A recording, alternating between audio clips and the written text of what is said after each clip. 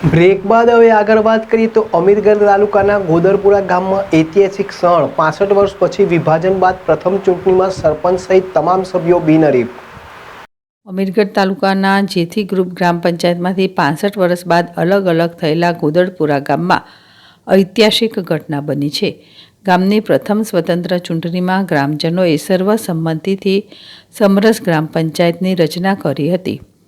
સીતાબેન શંકરભાઈ પરમારને સરપંચ તરીકે બિનહરીફ ચૂંટવામાં આવ્યા છે। આ સાથે 9 સભ્યોની પણ સર્વાનુમતે વરણી કરવામાં આવી છે। આ સભ્યોમાં રાજુભાઈ ભીખાભાઈ રોજ, શાંતાબેન ભીખાભાઈ રોજ, ગંગાબેન ભગવાનભાઈ મકવાણા, શાંતાબેન જોરાભાઈ નોગાસ, મોહનભાઈ બાબુભાઈ પરમાર, ગોકરભાઈ લીલાભાઈ આલ, જબાબેન હંસાભાઈ જાગોણિયા અને શ્રવણભાઈ અમરાભાઈ શિયાતરનો સમાવેશ થાય છે।